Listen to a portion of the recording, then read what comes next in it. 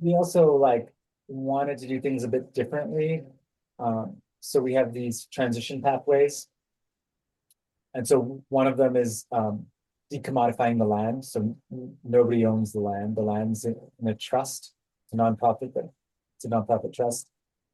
And so, like it's kind of like looking at what the logic of the system is doing, the capitalist system, and like suggesting some post-capitalist thought into it. And so we have 20 partners that have invested into get the center up and running and the land to where future residential would be. And and yeah, and nobody owns it as well. Like the land is in the trust where you don't own this little plot. Like if you want to do residential, um, there's going to be a plot that you can build on, and then if you want to leave, we buy it back from you essentially. Um, Hmm. Cost. We're kind of in tune with what's happening in the hyperlocal.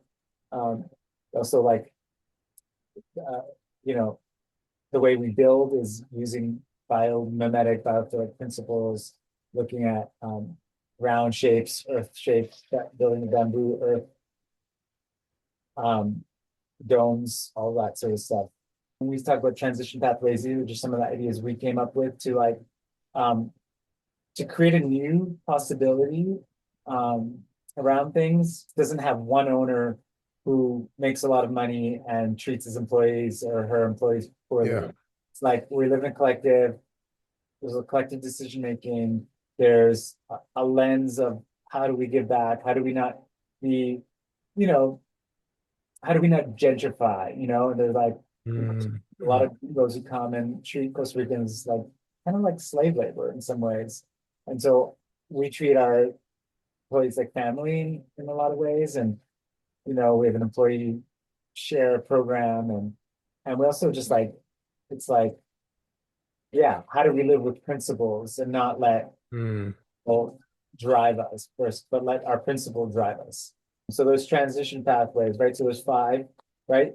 Decommodify the land, cultivating resiliency, um, mimicking nature, redistributing some of the resources, protecting the biodiversity.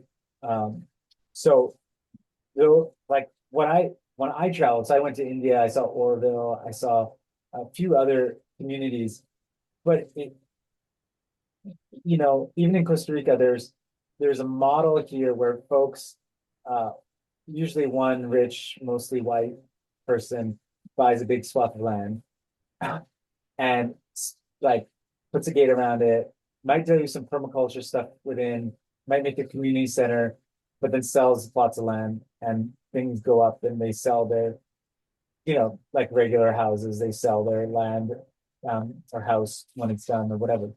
And it makes certain people really rich, and the rest of the folks are there to figure out what community is.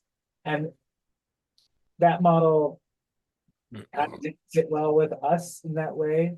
Um, and then there's like other communities where like it's based around a guru or something like that. Yeah, yeah. Also didn't sit well. And in some communities like had a lot of volunteers that I went to where it almost felt like they're just trying to extract like Yeah. like volunteer labor as like a thing. Um, Yeah. so I think um, like decommodifying land and having the partners all own proportionate shares, or I think that's something different, in terms of like making sure like we're putting like the regeneration of the biodiversity and protecting biodiversity like front and center. Um, yeah, building in different ways that are Hmm.